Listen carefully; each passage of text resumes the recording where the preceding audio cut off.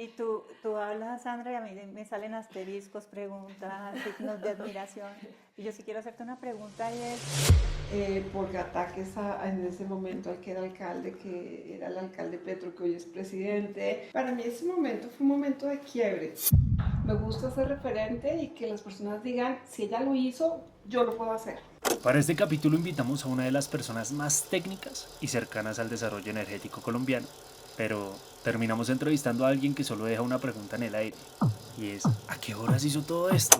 Ella es Sandra Fonseca, ingeniera eléctrica, madre y una desafiante por naturaleza. Es que monto moto. Cuando yo monto en la moto me transformo.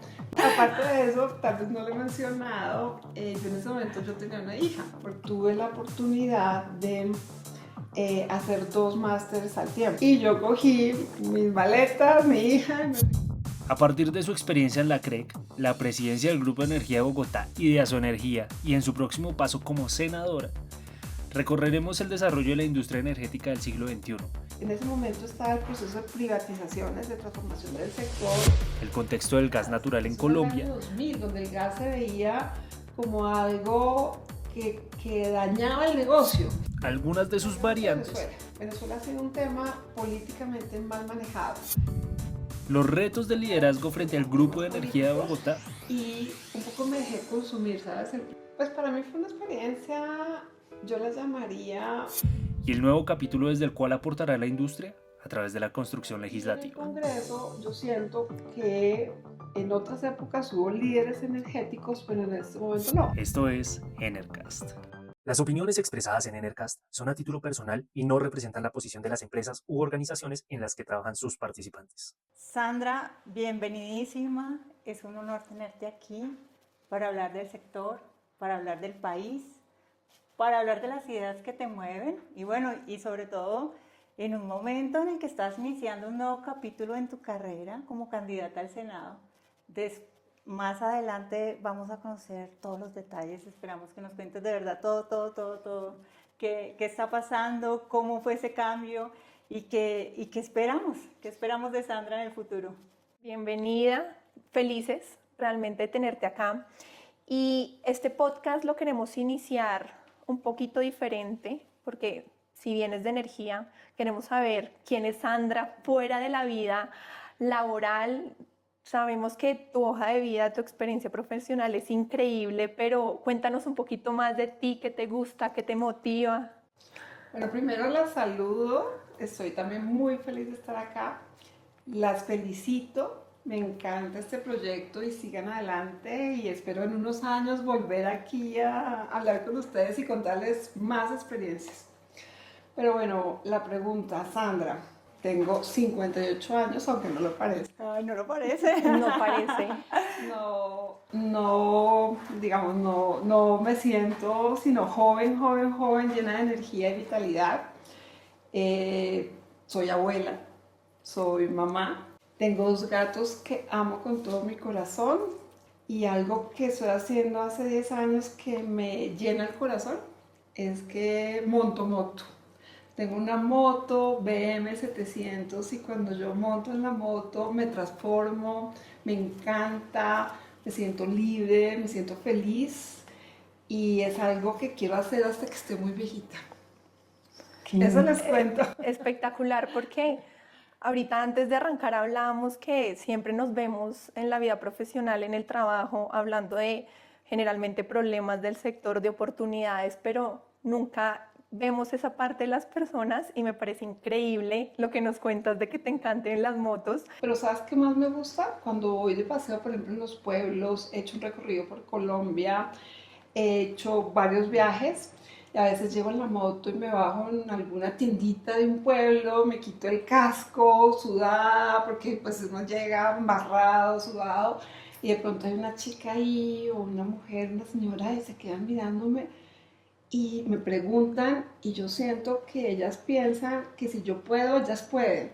Entonces esa referencia de chicas jóvenes en una tienda o de señoras o de esposas, a veces monto con compañeros hombres que llevan a sus parejas y cuando me ven inmediatamente me preguntan cómo, por qué y se animan. Entonces, esa referencia me encanta porque yo creo que siempre he sido así, como que me gusta ser referente y que las personas digan, si ella lo hizo, yo lo puedo hacer. Entonces, en la moto y en el sector y en mi profesión y como mamá, pues eso me gusta ser esa referente que motiva a otras personas. Me encanta. Y ya que lo mencionas de tu profesión, estudiaste ingeniería eléctrica, una carrera, digamos que para la época y yo creo que por muchos años más no era muy común en las mujeres. ¿Qué te llevó a tomar esa decisión? Y estudié esa carrera porque desde siempre me gustó la física, me gustó entender el mundo, me gustó entender el porqué. La energía para mí es mágica, el saber que de pronto hay alguna fuerza en la naturaleza que transforma. Realmente en esa época y durante varios semestres yo era la única mujer en la carrera. A veces estábamos una o dos, pero en general siempre era como la única mujer. Yo siempre he sido como muy irreverente, como que digo, ¿quién me dice a mí que no? O sea, ¿por qué? Yo nunca me he dejado como limitar. Muy interesante. Pero me voy a volver un poquito, Sandra, y es referente a cómo te ves a tus 58 años y ojalá todas quisiéramos vernos así a esa edad. Y vamos a comenzar a hablar un poquito acerca de esa trayectoria laboral. En el 98 inicias el liderazgo de la unidad, el Departamento Nacional de Planeación.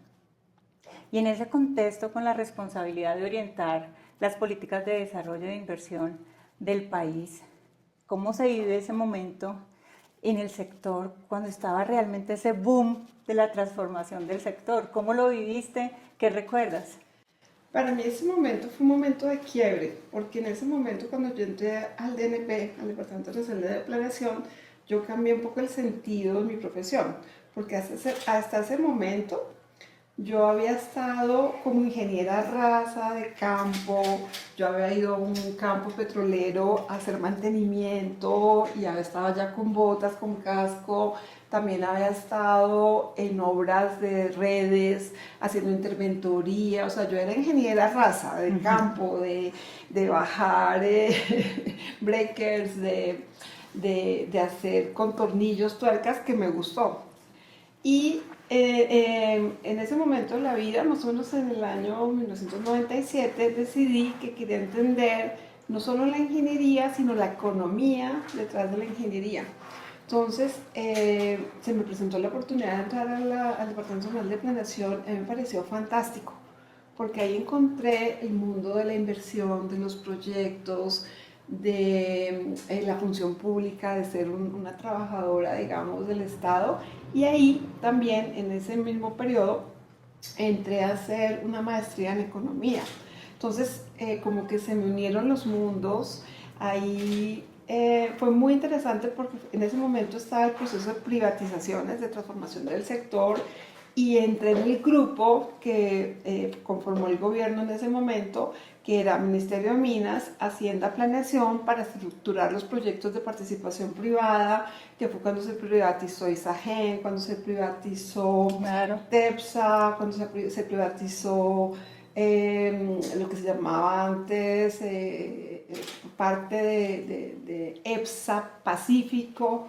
Y bueno, estaba todo el cambio de trabajar con inversionistas privados y fue una experiencia fantástica. Y ahí, pues, digamos, entré al mundo de entender cómo se cambian las políticas del país. Fue muy, muy interesante.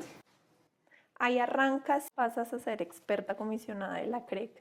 Digamos que en un momento en donde ya había pasado la reforma, ¿cierto? Ya el mercado ya había tenido un cambio. ¿Cómo fue esa experiencia y también cómo ese cambio de planeación a regulación? Fue muy interesante porque estando en planeación, a mí me delegaron a ser como la asesora de asistir a la CREC para poder informar al director de Planeación Nacional, porque pues el director de Planeación Nacional hace parte de la CREC. Entonces yo empecé a entender, a estudiar, a analizar y a aprender todo el tema de regulación en la práctica.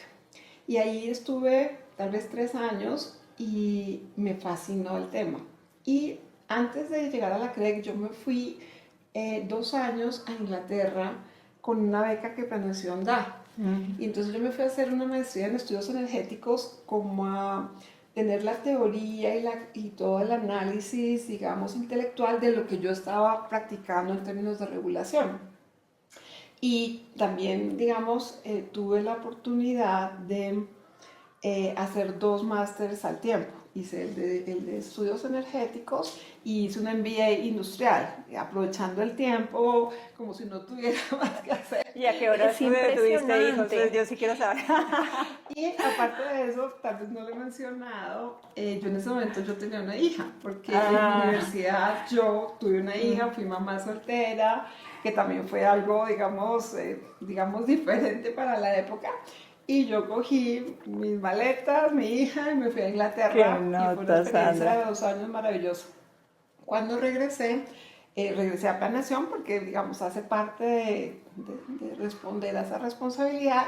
Y estando en Planación, trabajando en varios proyectos de infraestructura, en esa época, yo no sé si ustedes se acuerdan, hubo una crisis porque iban a liberar el precio de gas, el precio de gas estaba regulado y hubo un proyecto de ley y toda la CREG en pleno renunció y de pronto había 3 vacantes en la CREG y yo confieso, yo lo busqué, yo fui a hablar con el director de prevención y le dije, yo quiero irme a la CREG y me apoyaron y me fui a la CREG. Y entraste de una vez como experta. Experta comisionada, los expertos en la CREG tienen un periodo fijo de 4 años. Y yo tuve un periodo de 4 años, uno de los cuales fue directora de la CREC. Fue un periodo maravilloso, muy duro porque estábamos en pleno cambio de inversionistas en la costa, de modificaciones de tarifas, hubo mucha presión. Y entonces hubo una época muy difícil, muy dura, pero también una época muy bonita, porque en esa época, por ejemplo, yo pude liderar la interconexión internacional con Ecuador, Perú, y eso se hizo realidad. O sea, nosotros tenemos un mercado con Ecuador que lleva ya casi 23 años, casi 24. Y eso salió de esa época y un montón de cosas. Entonces, ahí empezó, digamos, mi amor sin fin con la regulación económica y fue maravilloso.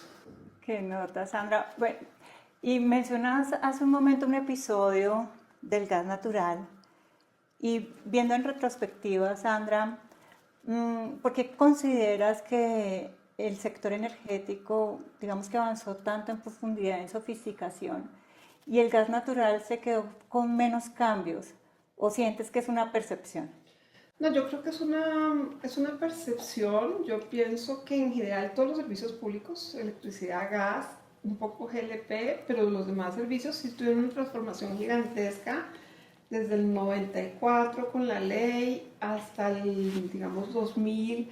Hubo regulación, hubo eficiencia, los subsidios se ajustaron como a unos niveles adecuados. Se promovió la inversión, hubo, digamos, una transformación de los servicios públicos. Yo sí creo que eso existió. En el sector energético hubo 2 tendencias en cómo manejar el gas y la electricidad. Y hubo una diferencia en cómo se concibieron los esquemas regulatorios y realmente hasta el día de hoy siguen bastante divorciados porque la electricidad se reguló, digamos, considerando que se debería haber una optimización del sistema, una utilización física optimizada, un desarrollo del mercado, pero que no afectara la confiabilidad. En gas fue al revés. En gas se dijo, solo funciona si hay contratos, la expansión se hace por contratos, digamos, no se va a resolver la confiabilidad sino de manera individual por el mercado, no de manera global, y hay 2 tendencias que aún hoy, digamos, no se reconcilian. Yo pienso, y a veces se habla muy, diría yo, livianamente, que los 30 años fueron iguales, y para mí no fue así. O sea, yo he estado ahí los 30 años, y en realidad yo pienso que hubo una evolución gigantesca en los primeros 10 años. Luego hubo como una estabilización en casi que yo diría unos 5 años, 7 años, Y luego pienso que llegamos a un punto en que no cambiamos y los sectores energéticos empezaron a decaer en términos de inversión, en términos de gestión y el servicio a los usuarios, en términos de... ¿De eficiencia de oferta? En parte eficiencia de oferta, pero creo que hubo más como se flexibilizó demasiado como los huecos que tenía la regulación y empezó a deteriorarse el cumplimiento. Entonces hay problemas de cumplimiento en la inversión, en generación o en producción. Hay problemas de expansión en transmisión o en transporte de gas y hay problemas de comercialización porque muchos de los supuestos que desarrollaron el mercado empezaron a dejar de cumplirse. No se logró vincular a la demanda adecuadamente, empezaron a haber, digamos, excepciones a la competencia, excepciones a la integración vertical y horizontal, y empezó un poco a no respetarse lo que trae el modelo detrás, y el modelo detrás lo que trae es una separación clara de la política, de la regulación, de la planeación, del control y del mercado. Y esas líneas empezaron a desdibujarse, empezaron a invadirse y empezaron a no cumplirse. Entonces ahí ya yo diría que los últimos 5 años pues ya entramos en una crisis porque ya no estamos, digamos, cumpliendo los preceptos del modelo y de la ley y ya hay como una, pues pueden ser varios factores, ¿no? Una decadencia del modelo, una falta de modernización, pero también una falta de cumplimiento de muchos de los temas que se deberían cumplir. Entonces, creo que necesitamos ajustarnos. No cambiar completamente, pero sí ajustarnos.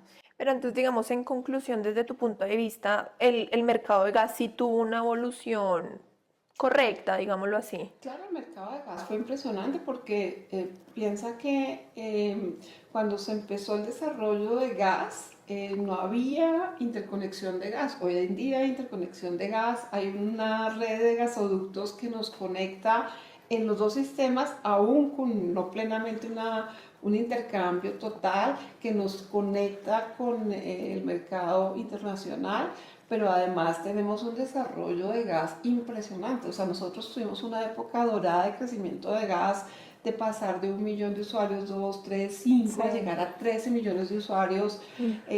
Pasamos de una evolución de tener de pronto 1 o 2 inversionistas a tener cerca de 30 inversionistas en el sector. En una época, cuando yo estaba en la CREG en el año 2000, yo me acuerdo de reunirme con productores de crudo que, pues, como productos secundarios sacaban el gas. Sí. Y entonces el gas para ellos era algo que no tenía sentido. Y yo me acuerdo de estar en reuniones donde ellos me decían, pero es que yo no quiero ese gas, yo no quiero el gas, mi negocio es el crudo. Y llegar un poco a retarlos y a decir, vea, pónganle valor a ese gas, comercialicen, hagan una planta de tratamiento del gas para que se pueda comercializar y preséntenos oportunidades de comercialización de gas. Eso era el año 2000, donde el gas se veía como algo que dañaba el negocio, que no era valorable. Y al día de hoy, el gas es absolutamente valioso. Y necesario. Es tanto que estamos en escasez y lo buscamos, lo necesitamos, lo pagamos casi que a cualquier valor. Sí. ¿Qué viene para el gas, Sandra? Bueno, yo creo, sinceramente, y lo he venido diciendo, es que ya no podemos ignorar la relación entre el gas y el sector eléctrico. Entonces, tenemos una crisis de, yo la llamo, no sé, desbalance en los mercados que están completamente imbricados. Entonces, para hablar de gas tengo que hablar de energía eléctrica y el punto es, nosotros estamos en una situación del sector eléctrico donde ya todo el exceso de oferta para atender la demanda es inexistente. ¿Eso qué quiere decir? Que en este momento cualquier falta de gas, cualquier fenómeno del Niño que reduce el agua o cualquier fallo en algún elemento del sistema, generación, transmisión, distribución, nos lleva a un racionamiento. Pero si aún el sistema eléctrico lograra balancearse, que no es tan factible, si no hay gas, temporalmente o estructuralmente, también tenemos problemas de gas en el sentido de que el gas estamos igual, no hay suficiente oferta para tener la demanda. Si falta gas de importación que hoy en día cubre el 20%, también tenemos problemas para abastecer la demanda. Si hay algún daño en algún tema de producción, transporte, distribución de gas, también tendremos un racionamiento de gas.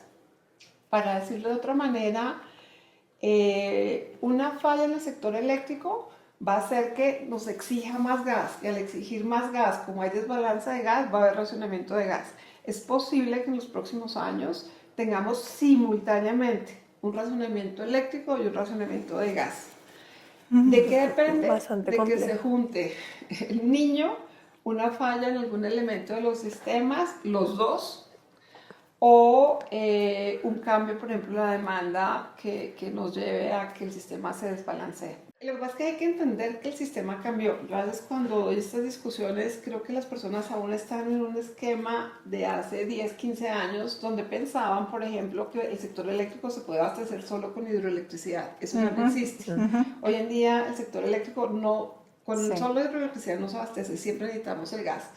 Y el sector de gas es absolutamente esencial para el eléctrico. Entonces, como no hay suficiente gas y hay una deficiencia en algún tema eléctrico, por ejemplo, en un mantenimiento eléctrico, en el mantenimiento de SPEC, que hay deficiencia de gas, la regasificadora, y que se requiere usar en el sector eléctrico, inmediatamente desbalancear el de gas.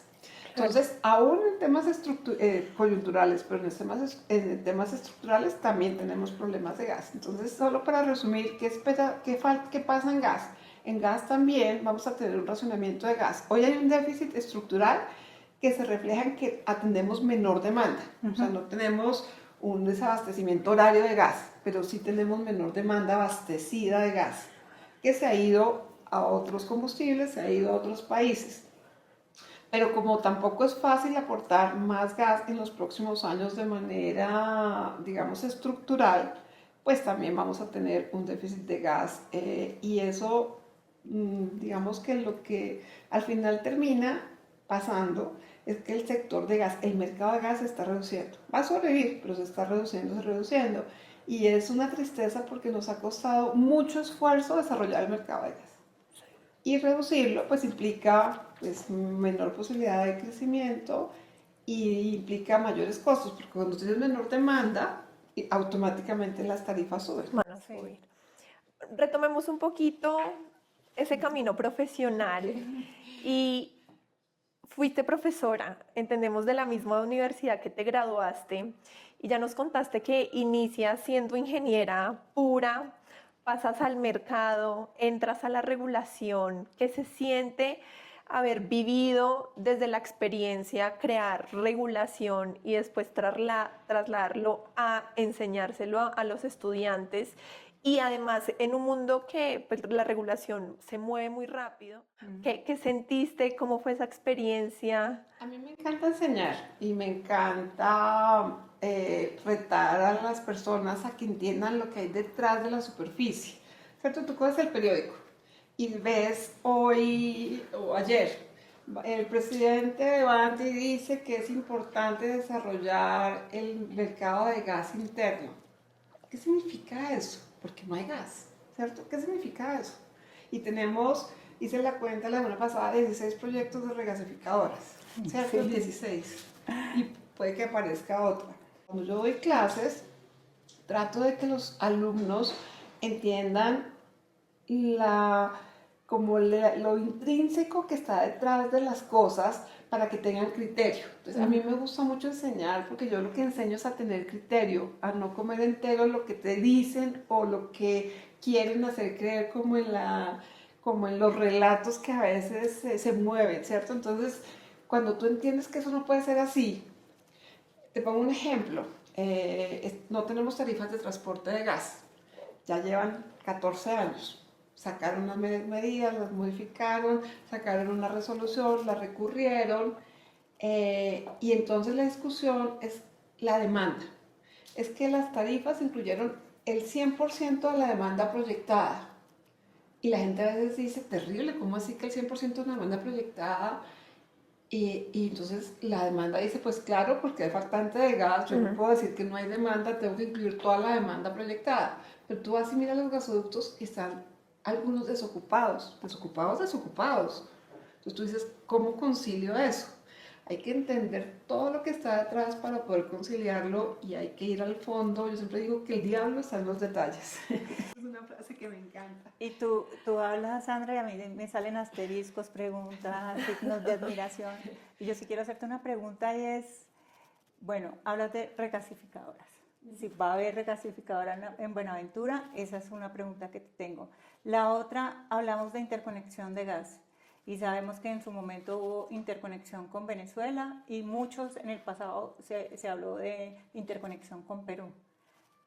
¿Cómo ves eso? ¿Va a haber ese sueño de la interconexión con Perú? ¿Va a haber regasificadora en Buenaventura? ¿Cómo ves esos proyectos y si a largo plazo realmente se van a materializar?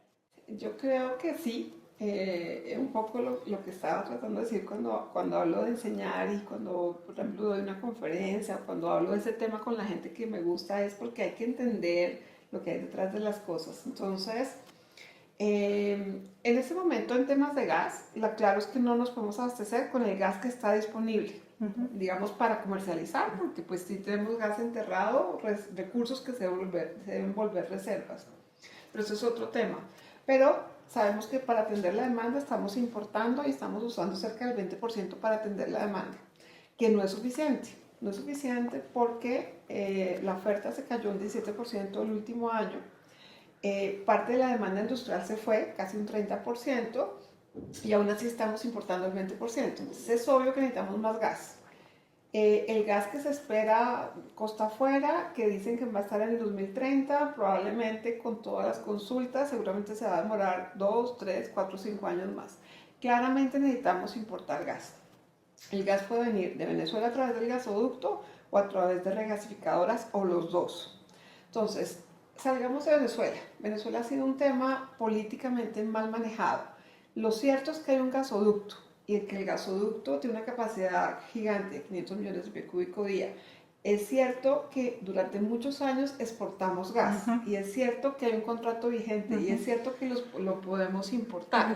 También es cierto que nos ha operado por varios años. ¿Eso qué quiere decir? Hay que recuperar la infraestructura, pero está la línea, está el gasoducto, están las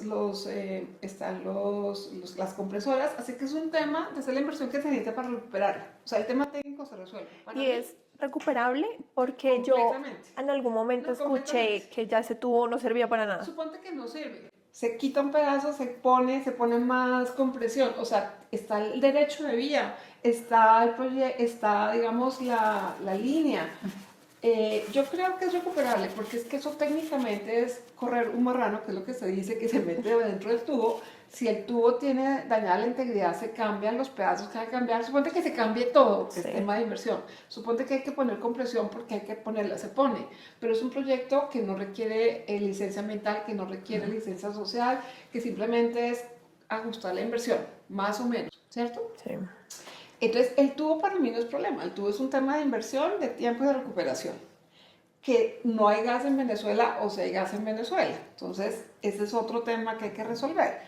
Yo pienso que ahí, por la información que uno tiene, hay cierto volumen de gas que se va a poder traer y cuando ya se mejore la infraestructura habrá más volumen para traer de gas. Pero aún inclusive se podría traer gas, inclusive de LNG. Ahora, ese gas yo pienso que sí va a llegar. ¿Por qué no había llegado?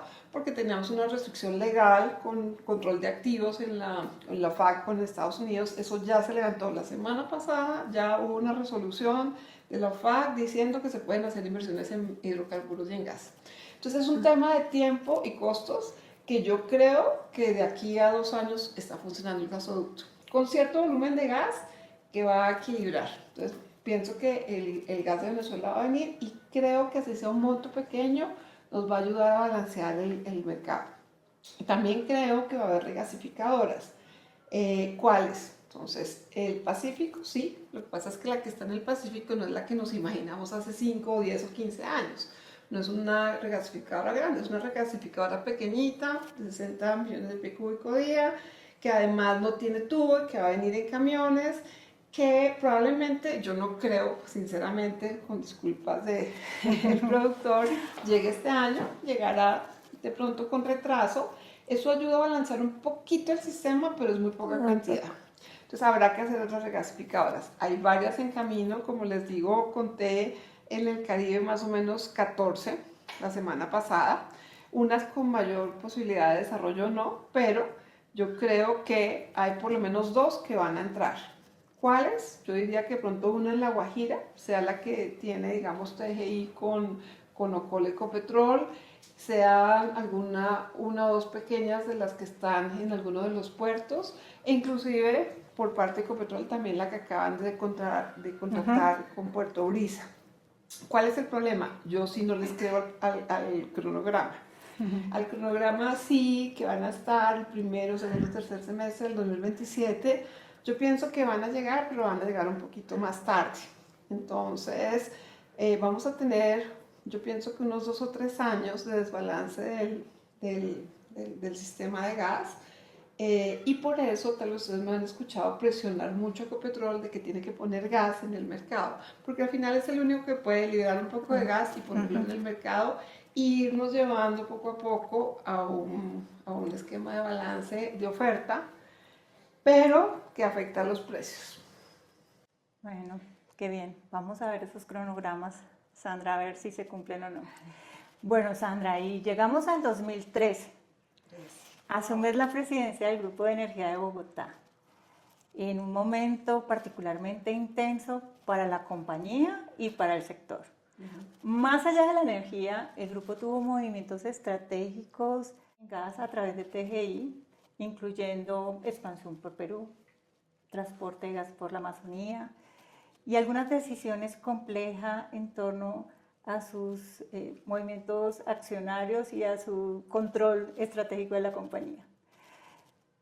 ¿Cómo fue vivir esos 2 años de liderazgo y qué aprendizajes te dejó conducir a la JEP en un momento con tantos frentes abiertos y con decisiones tan complejas por tomar? Pues para mí fue una experiencia, yo la llamaría agridulce. Fue fantástica en términos corporativos, de aprender inversión, de aprender geopolítica, de aprender evaluación de proyectos en un pipeline, del reto de armar un equipo de un grupo económico que es el 5º más grande del país, con inversiones en todos los países. Como dices, en ese momento eran 15 empresas, hoy creo que ya llevan como 20 y pico. Pero también fue un poco, digamos, triste al terminar porque me dejó un poco desbalanceada con términos de investigación de la Contraloría, por ataques en ese momento al que era alcalde, que era el alcalde Petro, que hoy es presidente, y ese tema de ataque político al que yo no estaba, digamos, acostumbrada y preparada. Entonces me duele un poquito.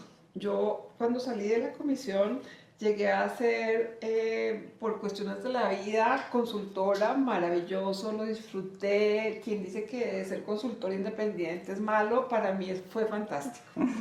Y fui consultora del 2005 al 2013 y fue perfecto. Y en ese momento, sin esperarlo, me llamaron del Grupo de Energía. En ese momento, Empresa Energía Bogotá actuaba como grupo, pero no estaba consolidado como grupo. Y la verdad fue una experiencia para mí increíble.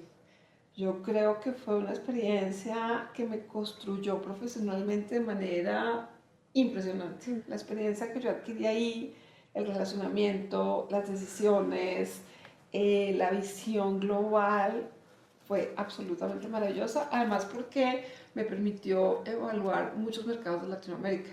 Guatemala, Perú, tenemos inversiones conjuntas con ISA, Chile, también, digamos, ahí había muchos análisis de inversiones en países que al final no se concretaron, pero que se analizaron. Brasil, Estados Unidos, o sea, fue una cosa maravillosa.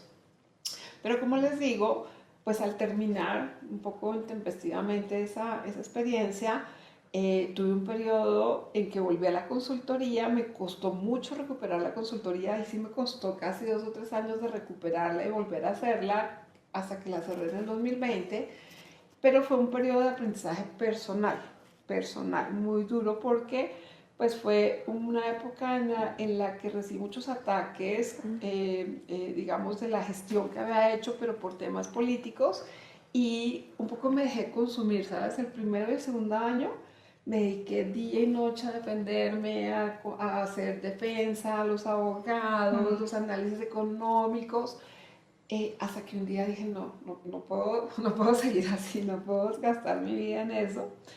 Y dije, no, voy a hacer lo que tengo que hacer, pero voy a recuperar mi vida. Entonces, como que separé, dije, esto tiene que irse por su lado, y pues se demoró. Hay procesos que se demoraron casi 5, 6, 7 años, afortunadamente todos terminaron, pero ahí ya empecé a construir nuevamente una consultoría internacional, una consultoría un poco más social. Hice temas en comunicaciones, en transporte, en gas, en otros países, institucional, y también fue muy agradable. Entonces, de todo aprende uno en la vida. De las cosas buenas y de las cosas malas, así es. Has pasado por varios frentes y creo que empresa, regulación, planeación, te faltaba uno, el más importante, porque finalmente sin el usuario no hay demanda, no hay sector. ¿Cómo llegas a su energía? ¿Cómo tomas esa decisión de, listo, ahora el camino es hablar a favor del consumidor, del grande consumidor de energía? Sí, yo realmente creo que en la vida uno tiene que tomar riesgos. Yo siempre he tomado riesgos, y cuando una puerta se cierra, siempre se abre otra. Yo lo he vivido y siempre he dado un poco esos brincos un poco como un poco arriesgados. Entonces yo decidí cerrar la consultoría porque ya sentía que había terminado un proceso, porque por temas personales, y decidí cerrar la consultoría, que me demoré un año tratando de cerrarla, y bueno, la cerré. Y justo en ese momento dije, bueno, ¿ahora qué voy a hacer? Era enero del 2020, todavía pues no sabíamos que iba a pasar la pandemia, o sea, todavía era inesperado, porque pues nosotros tuvimos cierre tal vez a finales de febrero, y ahí me llamaron. Yo siempre he tenido relación con muchas empresas del sector.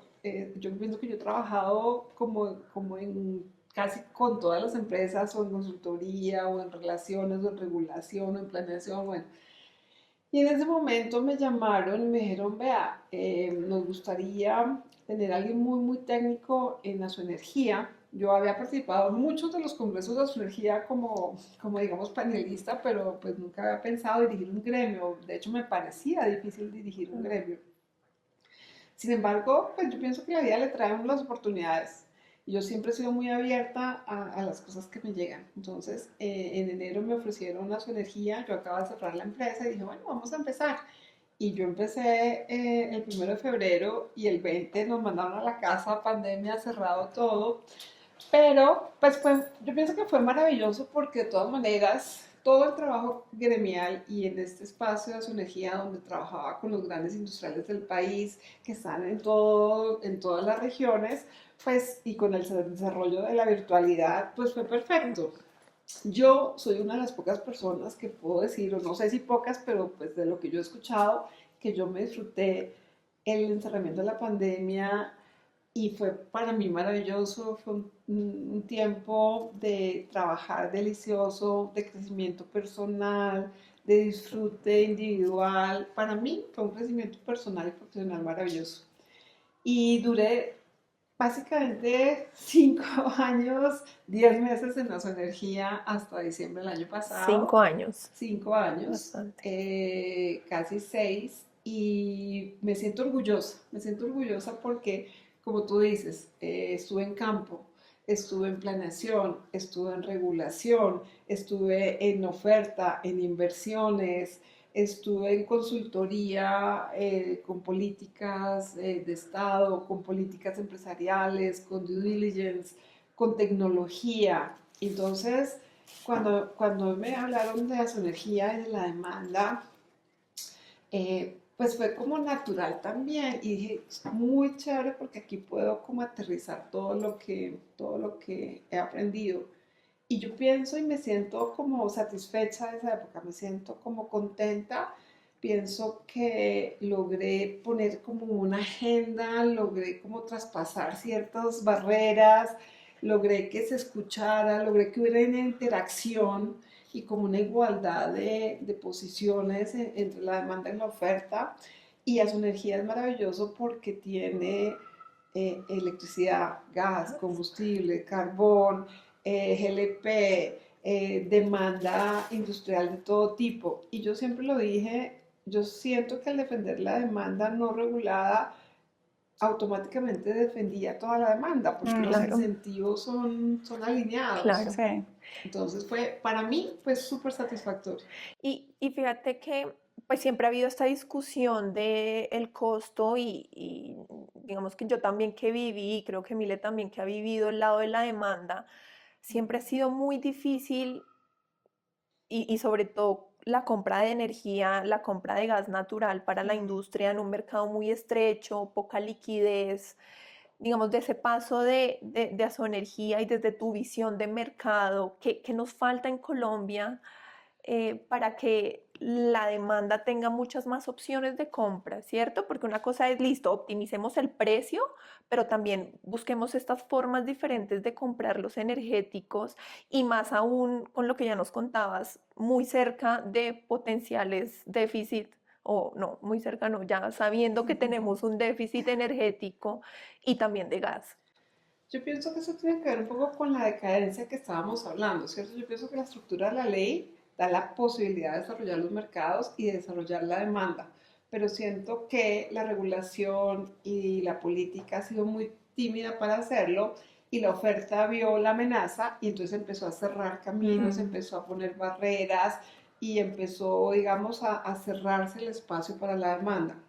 A pesar de que la demanda hoy es reconocida, es activa, tiene algunos mecanismos, llevamos el lastre de muchas decisiones de varios años donde se han cerrado opciones, se han inflexibilizado posibilidades y se ha, digamos, temido, ¿cierto? Se teme un poco qué es lo que puede hacer la demanda cuando tiene un gran potencial. Entonces, ¿qué es lo que pasa? Sí, estamos como en esa lucha de que la demanda quiere salir y se cierran los espacios, pero yo pienso que estamos en una época muy bonita porque es que hay algo y es que la tecnología, la innovación supera cualquier cosa, ¿cierto? Por más de que quiera cerrar los caminos, la innovación y la tecnología los abre, ¿cierto? Es como que por más de que se quieran cerrar, existe la posibilidad y entonces las renovables, la inteligencia artificial, los medidores inteligentes, el hecho de que los usuarios tengan acceso a información y exijan, el hecho de que la información fluya, hace que ya, digamos, tampoco sea posible cerrarla. Entonces yo creo que vamos en ese camino, yo confío en que la demanda cada vez va a ser más importante y va a haber, digamos, como ese renacer de que se balanceen los mercados. Es cierto, en este momento estamos en déficit y estamos en un problema de, digamos, de desbalance energético y sé que lo vamos a enfrentar durante los próximos 4 años, pero también sé que tenemos el potencial de remontar eso, porque tenemos recursos, tenemos tecnología. En el pasado hemos hecho unas inversiones y una transformación gigantesca, eso quiere decir que tenemos la experiencia y el conocimiento para hacerlo. O sea, yo siento que como sector, como personas, como país, nosotros sabemos cómo hacerlo. Estamos en una estrechez, pero la vamos a remontar y vamos a hacer y tenemos la capacidad de volvernos lo que yo llamo un hub de energía hacia otros países, hacia otras tecnologías, porque tenemos mucha riqueza, tenemos mucho potencial. Entonces vamos a tener una crisis, vamos a tener una restricción de varios años, pero también creo que la vamos a potencializar y a usarla de trampolín para mejorar. ¿Y crees que de cierta forma este déficit que ya se están enfrentando los industriales tenga algún impacto en el mismo crecimiento del país? Hemos visto en otras épocas que algunas compañías han tomado la decisión de cerrar su operación en Colombia por irse a otros mercados en donde de pronto tienen otras posibilidades de accesos energéticos. ¿Crees que este déficit que viene y que ya están viendo, por ejemplo, en términos de gas, sea como un punto para decir, no, no quiero más Colombia? Sí, yo pienso que es evidente que eso está pasando. eh, en dos aspectos específicos. Primero, la demanda, tanto eléctrica como de gas, está absolutamente contenida, o sea, no puede Mm. crecer. La de gas está decreciendo, pero la eléctrica en el fondo también. Tú no tienes capacidad de conectar demanda en las redes de distribución, tú no tienes capacidad de crecer la capacidad instalada de la industria, pero tampoco de la vivienda, pero tampoco, digamos, de la residencia. Nosotros no tenemos capacidad, por ejemplo, de resolver un gran desarrollo inmobiliario en ciertos sectores Mm. de varias ciudades del país, porque estamos contenidos la limitación del crecimiento de la infraestructura, y cuando digo infraestructura, generación, transmisión y distribución. Entonces la demanda está contenida, la demanda de energía eléctrica, y la demanda de gas igualmente. La demanda de gas en términos industriales ha venido decreciendo en términos claros, y parte de esa demanda se ha ido a otros países. Parte de esa demanda ha presionado la demanda eléctrica, y parte de esa demanda de gas también se ha ido a carbón, porque hay instalaciones de carbón, GLP y combustibles. Entonces tenemos un problema del crecimiento, digamos, orgánico, pero también tenemos un problema de crecimiento, digamos, de nuevas demandas potenciales, del metro, de los metros, Mm. todas las tecnologías, digamos, de comunicación, de bases Todos los data de center. data centers, Mm. pero también de minería de datos y de la mismo crecimiento, digamos, productivo del país. Entonces yo sí creo que la energía antes, y yo lo digo así, antes, la energía era como la medida de cómo crecía el país. O sea, el Ujú. país crecía, entonces yo decía, ah, la energía crece y entonces yo Sí. sé que el país está creciendo. Ahora es al revés. El país crece y la energía no lo deja crecer más, lo está conteniendo el crecimiento. Entonces eso hay que solucionarlo, y hay que romperlo. Y hay que ser muy prácticos, porque eh, eh, al final uno puede romantizar esto, y a mí me encanta pensar que esto es maravilloso, pero hay que tomar soluciones ya, inmediatas. Y renuncias entonces en diciembre a su energía y lanzas tu candidatura al Senado con un mensaje de fortalecer la regulación, de proteger al usuario y de garantizar la estabilidad energética. ¿Qué pasa Sí. ahí? ¿Qué no te dejaron hacer? ¿Qué pensaste? ¿O por qué ya desde lo técnico ya no es la solución y hay que dar ese paso hacia la política? Bueno, yo creo que ahí se unieron dos cosas, ¿no? Un reto personal de un momento de la vida donde tú dices, bueno, yo voy a seguir haciendo qué en mi vida, voy a dedicar, o se me está acabando el espacio, o ya la edad, y yo pues digo, no, o sea, me falta mucha vida, me falta mucho que entregar, tengo que buscar una nueva vida y aprovechar una oportunidad que me llegó. Yo realmente no la estaba buscando, me llegó, me dijo, aquí está, aquí hoy, cójala, búsquela, y decidí en pocas semanas renunciar a su energía, conseguir el aval y lanzarme al Senado. Y quiero decirte que llevo 2 meses, 3 semanas en este proceso, y no me he arrepentido ni un segundo. Estoy contenta, me siento vital, me parece maravilloso este camino, siento que me abrió las posibilidades y no sé a dónde va a llegar, porque siento como que se me abrió el mundo, a pesar de que puedo decir que he recorrido bastante el mundo, siento que se me Sí. abrió el mundo, y yo no creo, te lo digo, que yo pierda mi experticia por haber pasado a la política, ¿cierto? O sea, al contrario, estoy llevando toda esa experiencia, estoy llevando todo ese conocimiento, estoy llevando todo lo que yo sé que hay que hacer, que hay que solucionar, eso que hay que destrabar al mundo de las decisiones políticas en el legislativo. Yo siento que es la forma de materializar muchas de las cosas que he propuesto, que sé que hay que hacer, que la historia me ha dicho que esto es lo que funciona. Todo esto que venimos hablando requiere de liderazgo, requiere de decisiones, requiere de conciliación y negociación, porque también estoy aprendiendo que ese tema de la política también requiere, digamos, otras habilidades, ¿cierto? De agregar, de agrupar, de negociar, de unir, de entender otras formas de ver el mundo, de liderar. Y yo pienso que puedo llegar a ser esa líder y a juntar todas esas fuerzas para hacer estos cambios, porque ustedes lo han vivido, lo diagnosticamos, lo decimos, lo discutimos, lo presentamos en todos los foros, todos los años, pero no se soluciona. Sigue ahí. Y en el Congreso yo siento que en otras épocas hubo líderes energéticos, pero en este momento no. Hay gente que ha trabajado, hay gente que le interesa, hay gente que lleva cierto proyecto, pero un líder dedicado 100% en el Congreso, en temas energéticos, pues yo no lo he identificado, yo quiero ser. Y la gente me pregunta, bueno, ¿qué pasa si gana por aquí a la derecha? ¿O qué pasa si gana a la izquierda extrema? ¿O qué pasa si gana alguien diferente a su líder, digamos, político? Y yo lo que digo es, no importa quién gane, porque donde estés, en términos de política, vas a necesitar la energía, vas a necesitar los cambios, vas a necesitar tomar las decisiones, vas a necesitar el líder, vas a necesitar alguien que conozca. Y yo siento que tengo esa capacidad y también siento que tengo esas ganas de hacerlo. Eh, y siento que a veces se necesita esa persona como que haga esa amalgama y jale las cosas para que pasen.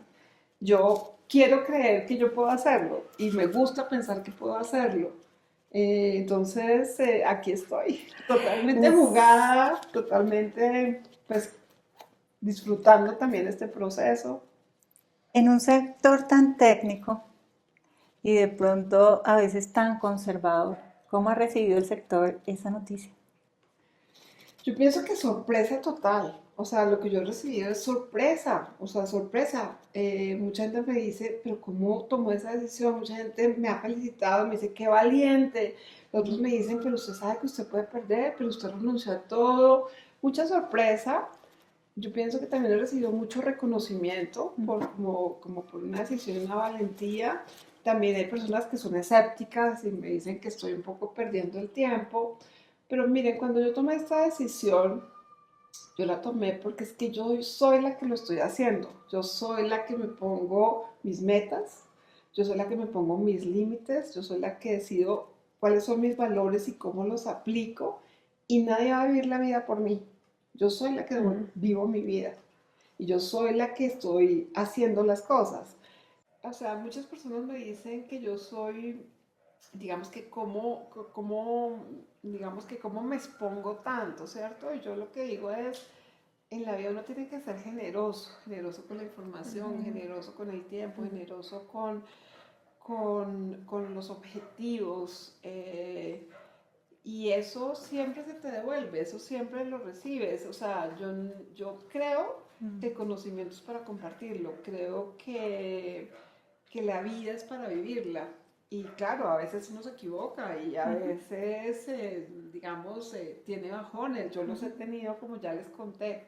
Pero por otro lado, pues también yo quiero que los años que tengo por vivir, pues sean satisfactorios y quiero poner mi granito de arena, porque también he recibido mucho y yo soy agradecida y bueno, y me encanta la verdad como sacudir las cosas y que la gente diga, bueno, ¿qué es lo que vamos a hacer? Me gusta como ser irreverente a veces. Bueno, entonces vamos a arrancar el bloque verdadero o falso.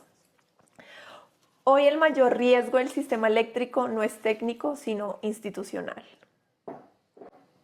Eso es verdadero, pero yo diría que no solo institucional, sino de regulatorio, institucional y regulatorio. Nosotros tenemos recursos, nosotros tenemos posibilidades, pero necesitamos fortalecer las decisiones. Y quiero aclarar que es que las instituciones no son edificios, las instituciones son la gente ejerciendo la responsabilidad y las habilidades que te da la institución. La transición energética está avanzando más rápido que la capacidad del sistema para sostenerla. Falso. ¿Por qué? Te voy a explicar. Yo pienso que estamos en una transición, nosotros la estamos recorriendo, nosotros la estamos viviendo. O sea, eso no es algo que está en el pasado, está en el futuro, nosotros estamos viviendo la transición.